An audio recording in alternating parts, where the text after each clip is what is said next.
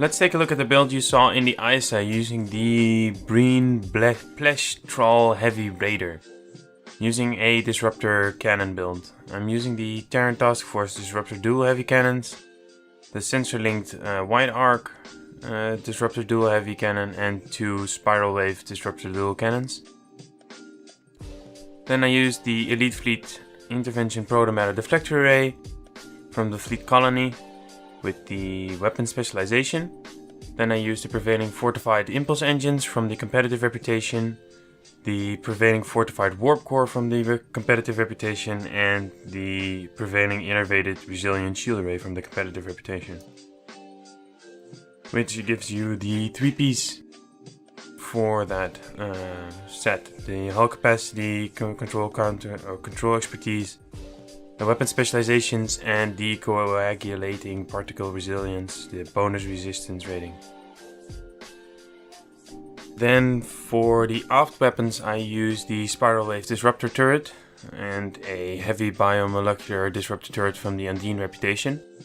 Then for experimental weapons I use the Rapid Pulse Ablation Mining Laser. It might not be the best one, it's one I'm trying out this time. Then I use the Battery Energy Amplifier and the Subspace Field Modulator. Then for consoles I use the Universal Domino from the Bajoran Interceptor, the Bioneural Infusion Circuits from the Lobi store, and the Hostile Acquisitions from the Exchange, I think it is, for the Clicky, and the accuracy rating. Then I use the Dynamic Power Redistribution module together with the Point Defense Bombardment Warhead console, which both together give the 2-piece for Phaser, Disruptor, and Plasma damage. And then I use the Universal Hydrodynamics Compensator for the 2-piece set, which is another bonus for Disruptor and Phaser.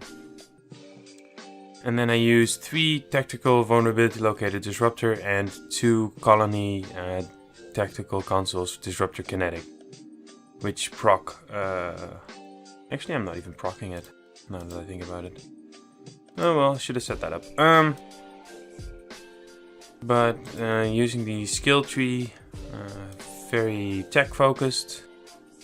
For a more detailed rundown, check my channel, there's a video there. And using Miracle Worker because I did a lot of pugs and I needed the survivability, and strategist. Then for traits I use A Good Day to Die, Operative, Context is for Kings, Fleet Coordinator, Inspirational Leader, Superior Cannon Training, Self-Modulating Fire, Superior Accurate, and Intense Focus. Then for Starship traits I use the Calm Before the Storm, Cold-Hearted, Emergency Weapon Cycles, Promise of Ferocity, and Withering Barrage. Then for Space reputations I use Advanced Targeting Systems, Enhanced Shield Penetration, Magnified Firepower, Precision, and Controlled Countermeasures, which procs with Cold-Hearted. Then I use for active reputation, I use all the space ones basically. Then for stations I use Emergency Power to Shields 1, Aux to Bat 1, Directed Energy Modulation 2, Engineering Team 1, Aux to Bat 1, Emergency Power to Weapons 3, Science Team 1, Hazard Emitters 2,